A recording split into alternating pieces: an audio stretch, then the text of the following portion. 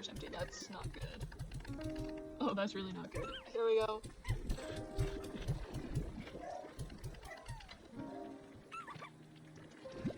Okay, yeah, these ones are totally full up as well.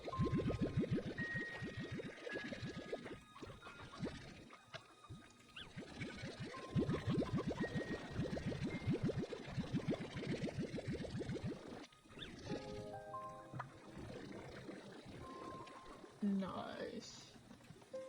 Okay, we'll do these ones as well.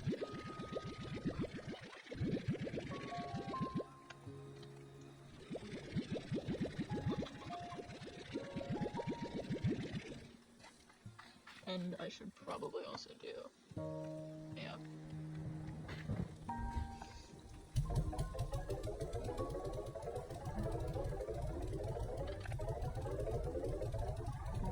Okay, next I'll do the chickens, and then we'll finish up here with the plorts.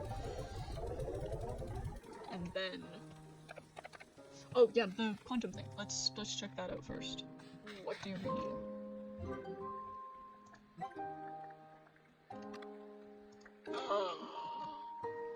I need honey and flutter plorts. Okay.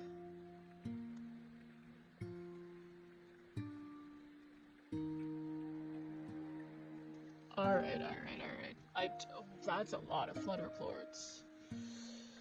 Okay then. Let's, alright. That caught me off guard. 100 flutter plorts, holy cow. Well, hey, we have a drone now. That's good. I'll probably definitely need one to keep up with plorts. Just all the plorts in this area. Again, I'm contemplating moving all of these out to the new area. Cause like, let's take a look in the new area.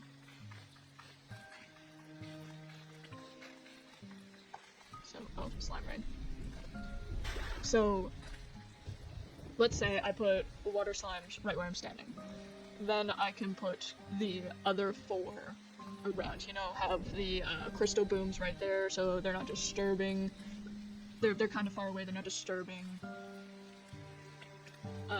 Or maybe we'll put the boom slimes here so they can at least see the others, because the water slimes like to be alone. So put water there, put the booms crystal here, and then put the other 3 down there. And just have like a market link. Or maybe 2, 4, 6, 8, 9. 2, 4, 6, 8. Maybe I'll turn that into a silo instead, because some of these are really good to put in the refinery. So I'll have them here so I can do both. Yeah, I'll do that. Make this a silo and make the rest corrals. But I need to get a drone before I do that.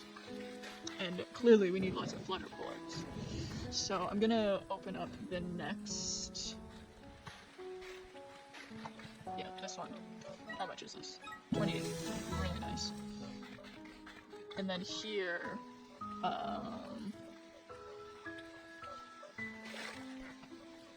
Okay, let's do 3... Let's take a look at the Slimepedia here.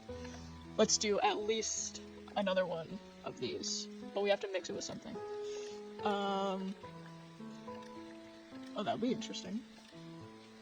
Or maybe I move the flutter bats out here with a netting and put in flutter phosphors and change the phosphors over, change the pomegranates over to Q berries.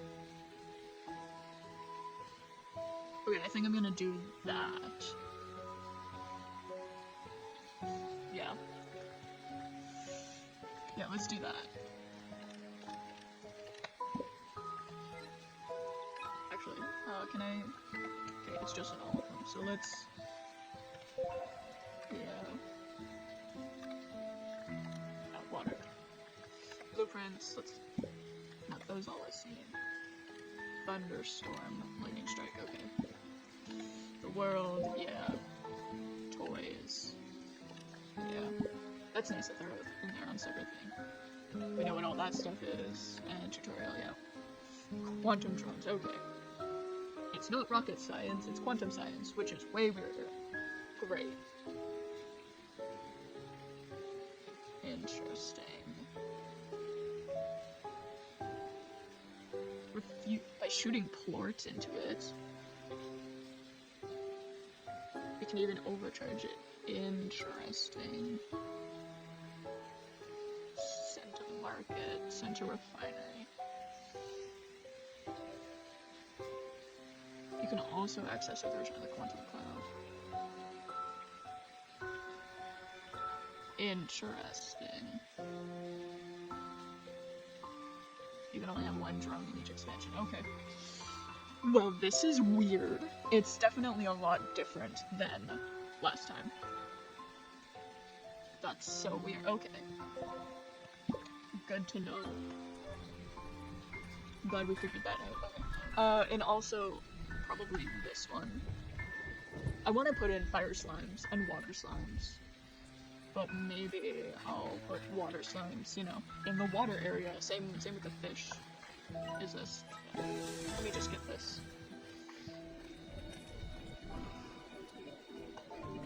Hi. Oh. Hey.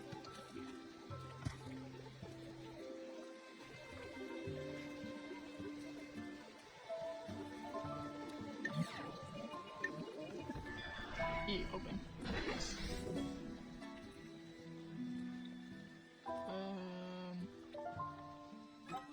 Okay, yeah. So we got two of them now. Alright.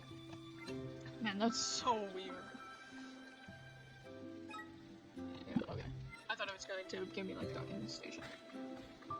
So we should definitely put like the seagulls in one of those and have the fish here. Maybe I'll do fish flutter down here. Sorry, I see one of the drones, one of the 34 drones. I used to be afraid of the water. It felt like it was endless and would just swallow you up. I also felt that. I was on a cruise ship one time, and I looked out into the ocean, and it was dark, and it was at night, and oh my goodness. It was really weird. It fricked me up for the next couple of days, where I was just totally drained, and it was like the water was pitch black. And I don't know if it was fear or some other like existential realizing mortality and just how small you are. And also like hearing about the people who have fallen overboard and how it's a very small chance of surviving falling off a boat in the middle of the ocean. And it's just this weird, it was an experience that I honestly would not recommend. I was also in a very dangerous headspace at the time, and of course with like intrusive thoughts, it was very dangerous for me to be standing by myself at the side of the boat. I did have friends that I met there catch up to me shortly after, but it was a haunting experience. That's the only way I can understand it, and I can totally understand why people are afraid of the water. Like lakes, I'm constantly getting leeches on my feet. I don't know why, but leeches and mosquitoes seem to cling onto me any chance they get. It's awful. I hate going outside in the summer without a little machine beside me to keep the mosquitoes away. They're absolutely horrid. It's like moths to a light, I swear. But I can totally see how people are afraid of water. Again, with lakes, like for me, it's a texture thing. I don't like wet sand. Wet sand feels so weird, so I wear water shoes when I go into the lake or the ocean, but yeah, I can 100% agree with this sentiment. I'm not afraid of the water or the ocean. I like swimming, especially now that I have a swimming binder. It's helped a lot with my dysphoria around how big my chest is. I was only ever willing to dip my feet into the shallows where I could see the bottom, see the extent of it. And now, what would you even call what I plunged into? Water so deep, so endless, that I may never see the surface again. I'm feeling sorry for myself again. I should get back to work. Ooh, okay, now we're getting to some very deep territory. This game is definitely a lot more grown up than the last one. The last one was very, like, fun and ooh, it's it's coming of age, you know? We're talking about love and being in love and making the choice between being with a significant other versus being with, like, you want to go and you want to live your dream as an individual, like the guy, and exploring the stars and stuff. But then you meet this one person and you fall absolutely in love, and now you sometimes have to choose between being with that person and being in love and building a life with someone else, and um, and following your dreams as an individual. And sometimes those things line up, sometimes they really don't. And making a choice to choose one over the other sometimes isn't as easy as some people might think. Like, if a dream of mine collided with staying with my boyfriend, it would definitely be a bit of a battle choosing which one is better, because I do not want to do long distance again. Breaking up, definitely not in the cards. I definitely see a future with this man, but I do not want to do long distance again. And if that means that I put my dream on hold or I say no, honestly, I might feel a little guilt from time to time, because it's like, well, what if I chose the different option, and this like butterfly effect. But I think I would definitely choose love over my dream as an individual, because I've lived my life as an individual up to this point, and I'm gonna be honest, I don't like it. Ever since I was little, I was dreaming of even just like a best friend that I can talk to constantly and take on all my adventures and just experience life with that one person, you know? They're there through everything, and you're just together in life. I've always dreamed about that ever since I was like 8 or 10. I always dreamed of having this one person beside me through everything. And now that I found it, it's absolutely amazing. I really wish he was closer so I could get cuddles and hugs, but honestly, it gives us a chance to be individuals as we're growing up. And we're gonna be like 20 when we see each other. And we'll still get to live our lives young as a couple, but having separate IRL lives instead of being on our phone gives us a chance to be individuals and grow as individuals before merging into this one team, this one soul, which I think is very good for us. It's a thing that a lot of in-person couples I notice, because I definitely felt this, like, I want to be around this person constantly, all the time. And with in-person couples, you can do that. You can have all of the cuddles and the hugs, and right off the bat, you are fusing into this one person. And especially with, like, high school sweethearts. Okay. Especially with, like, high school sweethearts, which is what me and my boyfriend are. Um, it's definitely, like, hard and fast at the start. And as you grow up and you've only ever known this one person, like a lot of the grown-up couples in my parents' friend groups, they were high school sweethearts. They've only been with this one person, and now a few of them are divorced. And I think that is because of the fact that things were just hard and fast, and it was only ever just you and this one person for the longest time in your most imprintable years. And now that you're grown up and you've grown into your own person, you're starting to realize, like, hey, this isn't working anymore, and you're starting to do what you weren't able to back then and, like, explore yourself a little more. And that's what me and my boyfriend are able to do. Like, we have our own separate lives that we're living away from each other.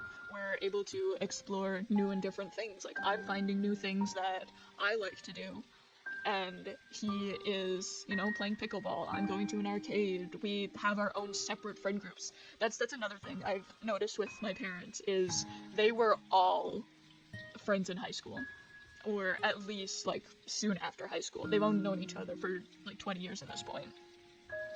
And with all of the like hardships that the couples have been having, it's taken a hit to the entire friend group. But since me and my boyfriend are long distance, we are able to have two different friend groups. I mean, all of the friends that I have are basically online anyway, but we have our own separate lives and we're growing as individuals, and we don't need to go on a break to find ourselves. We can just find, we can just be ourselves, and then soon we're going to be a couple, hopefully, fingers crossed. soon we'll be a couple, we'll be two individuals merging into a team, and I'm hoping that's going to lead to a very lengthy and a very healthy relationship later down the line, and we'll avoid a lot of the problems that I'm seeing from couples in my life, because I don't want to have problems with this, man. Arguments, sure, that's normal. People fight about things, even the closest people you have. Like, with siblings, you're around them, you've been around them all the time. Of course you're going to be fighting, because you trust that even with fighting, they're still always going to be there for you, depending on what you fight about and stuff. Like, my sisters, I know it's ride or die. If, like, someone hurts me, they're there. But I'm not letting them get the last chocolate bar. No way. No way. At that point, it's either get out of my way or die, if it's the last chocolate bar. But if someone hurts them, yeah, we're gonna have to call the gravedigger. Joking, of course. Murder is bad. In some circumstances.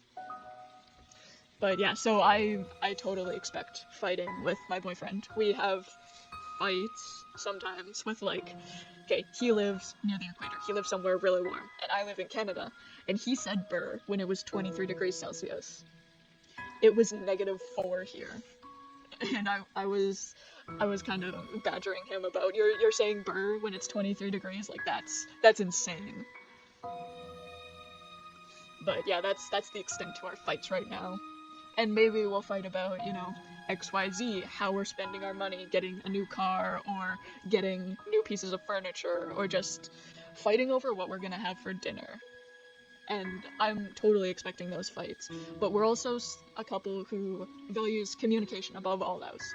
Doesn't matter what you have to say, and doesn't matter how you say it, alright? We're gonna talk through it, and you're gonna say what you need to say, and if it's a little harsh, well, let's find a way to rephrase it, or let's work through what you're saying and find what the root cause of it is, and what the feelings behind it are. Like, I really hate his cat, but that's because his cat gets to cuddle with him, so it's feelings of jealousy and it's feelings of sadness that are leading to me saying, hey, I hate your cat is my mortal enemy. So it's those kind of things that we talk through. And, like, we're not gonna have yelling matches unless we're playing Mario Kart, in which case it's all gonna be a yelling match. But the fights that we're gonna get into, they're going to be nice and calm, and we're gonna talk through it. And I'm actually excited for it, because I would like to see how we handle disagreeing views as a couple.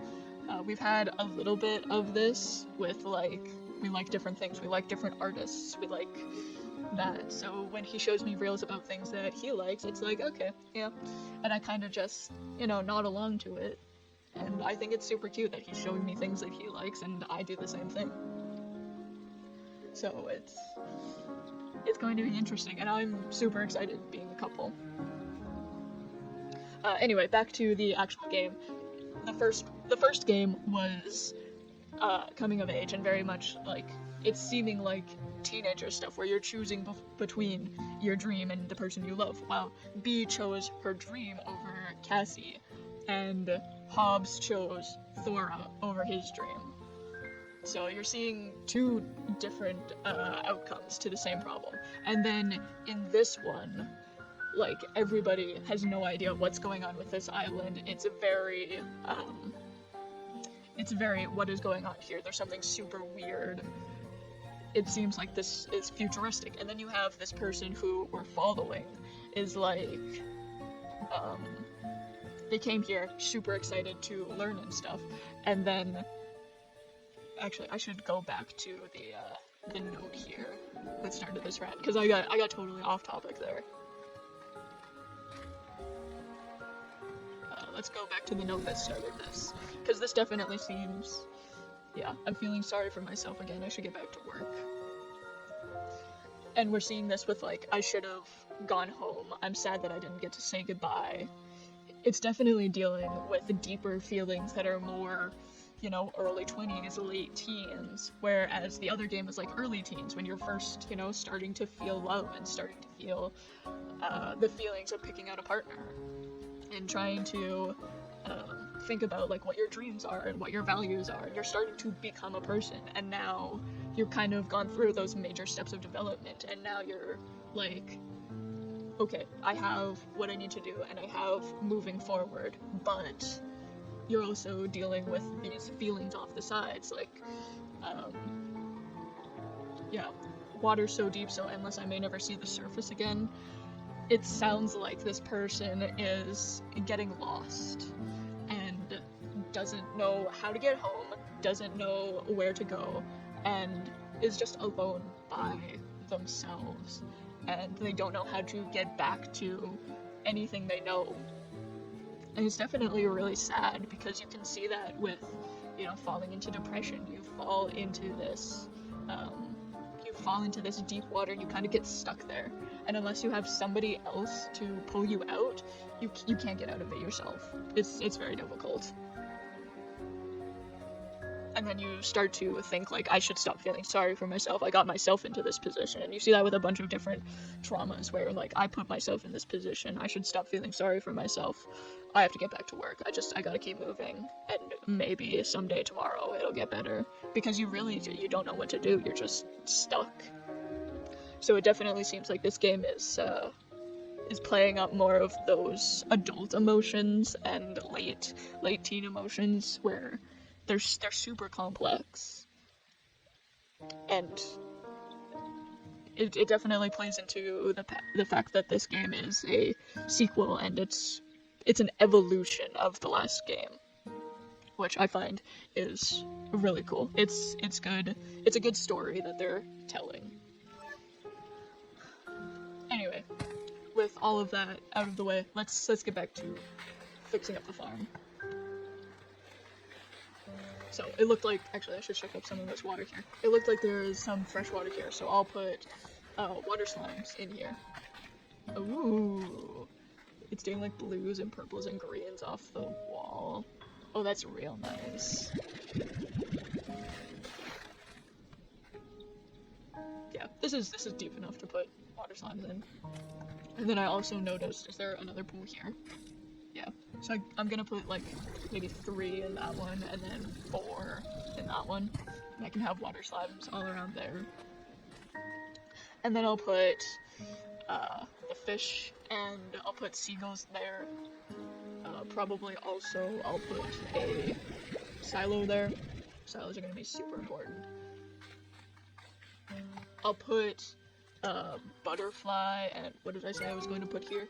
Butterfly and crystal. Yeah. Oh, butterfly and honey. That'd be cute. Butterfly and honey and butterfly and cotton. I would do that. Okay, butterfly and honey, butterfly and cotton, butterfly and crystal. Silo, and then fire with this one. That sounds good to me.